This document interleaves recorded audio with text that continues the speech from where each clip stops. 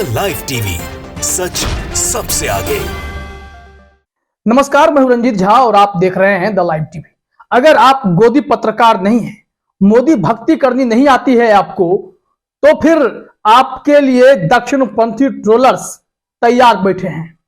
वो आपको अपना आसान शिकार बनाएंगे। आरफा खानम शेरवानी द वायर की पत्रकार है।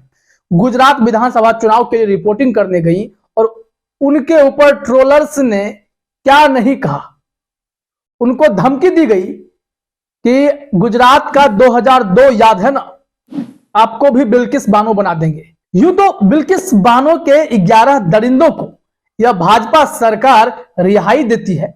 दूसरी तरफ ऐसे गंदी मानसिकता वाले कट्टर संघी जो हैं, वो एक महिला जो मुस्लिम है उसके साथ बदसलूकी करने पर उतर आए हैं और वो सब इन्हें टारगेट कर रहे हैं और याद दिला रहे हैं बिल्किस बानो की कि 2002 में बिल्किस के साथ जो हुआ वही सेम घटना इस मुस्लिम महिला पत्रकार के साथ किया जाएगा।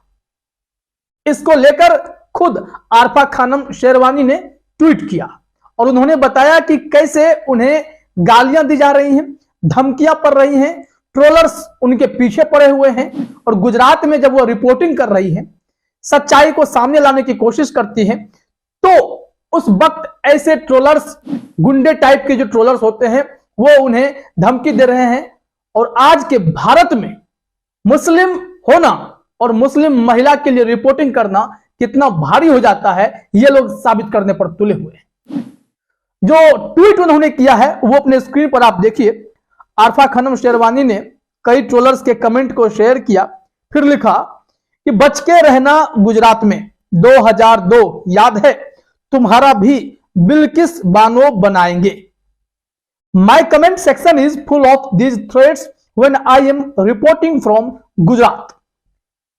This is what a Muslim women journalist is subjected to for doing her job in today's India. This is what this regime has enabled. मतलब आज के शासन में, आज के भारत में देखिए क्या हो गया है कि कोई मुस्लिम महिला पत्रकार अपना काम कर रही है तो उन पर कैसे कैसे गंदे शब्दों का प्रयोग किया जाता है, फप्तियां कसी जाती हैं और धमकी दी जा रही है। 2002 गुजरात की घटना जो भूले नहीं भुलाई जा सकती, उसका जिक्र कर इन्हें धमकी दी जा रही है कि आपको भी बिल्किस बानो जैसा बना देंगे।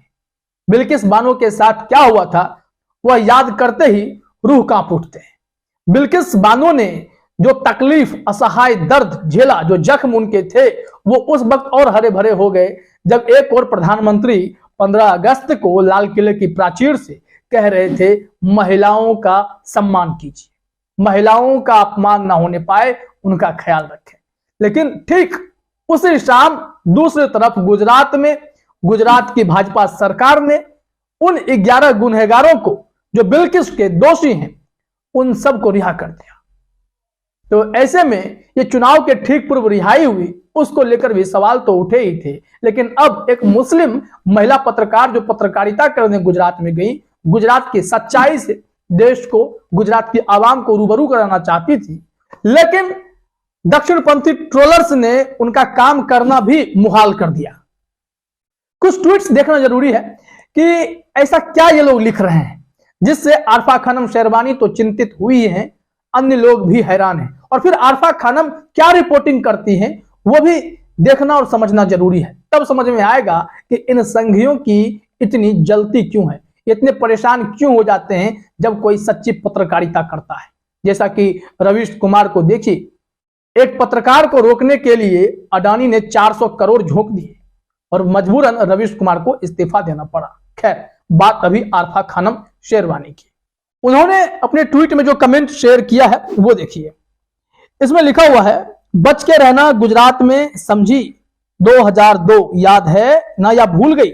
आरफा खानम को टैग किया है। फिर उसके नीचे लिखा हुआ है, कुछ तो ट्वीट ऐसे हैं जो कि बताए भी नहीं जा सकते।